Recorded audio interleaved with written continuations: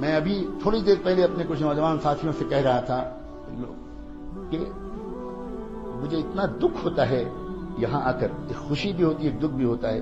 میں دنیا میں بہت جگہ جاتا ہوں، بہت زیادہ میری قسمت میں دنیا بھر میں، ملک بھر میں گھومنا لکھا ہے ابھی تک. تو اس کے باوجود میں یہ بات دیکھتا ہوں کہ جو ایمانی صلاحیت، جو روحانی استعداد اے کشمیر کے نوجوانوں تمہارے اندر ہے، وہ بہت کم جگہ دیکھنے کو ملتی ہے. لیکن نوجوانوں، تم اپنے کو نہیں پہچان پا رہے، تم اپنے کو نہیں پہچان پا رہے.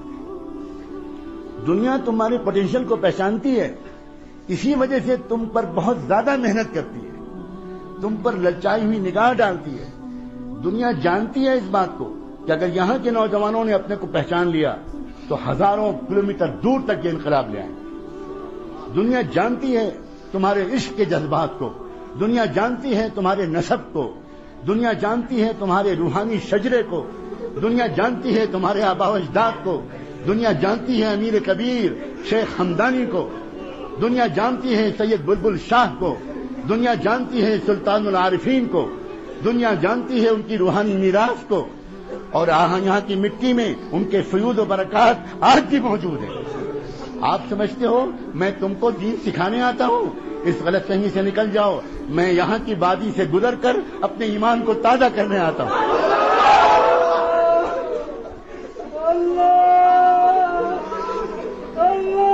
اپنے آپ تو پہچانو نوجوانوں.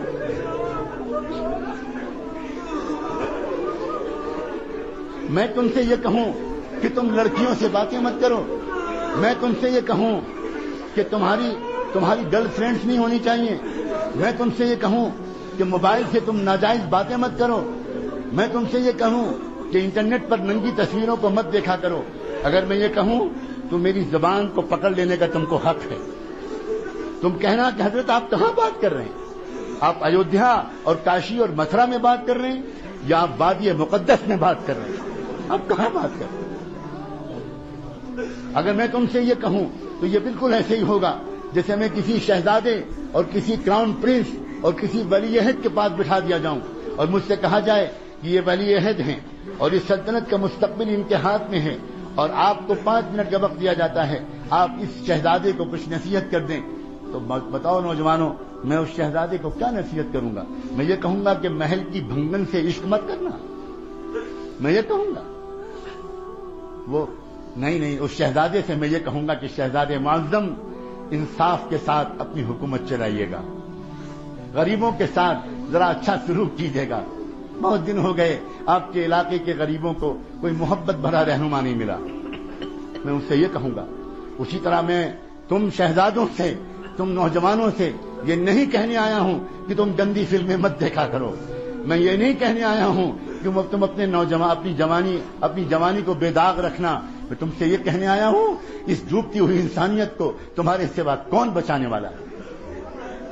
تم نے کلمہ پڑھا ہے محمد الرسول اللہ، تمہارے لیے تڑپے تھے محمد الرسول اللہ، تمہارے لیے انہوں نے اپنے پیٹوں پر پتھر باندھے تھے، تمہارے لیے ان کے نواسے بھوکے رہے تھے، تمہارے لیے ان کے گھر میں 2 مہینے چولہا نہیں جلتا تھا.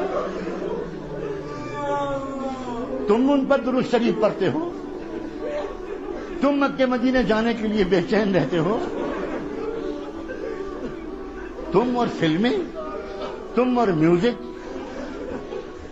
تم اور گندے گانے. نہیں، مجھے آپ سے یہ کہنے کا کوئی حق نہیں. ہاں، اگر کسی عزیز نوجوان سے، عزیز میرے بھتیجے سے، میرے جگر کے ٹکڑے سے کبھی کوئی گناہ ہو گیا ہو، ابھی معافی مانگ لو. ابھی میں وعدہ کرتا ہوں اللہ معاف کر دے. بہت کریم ہے اللہ. اللہ انتظار میں بیٹھے ہیں. کہاں ہیں وہ میرے بندے جو مجھ سے معافی مانگے؟ کہاں ہیں وہ نوجوان؟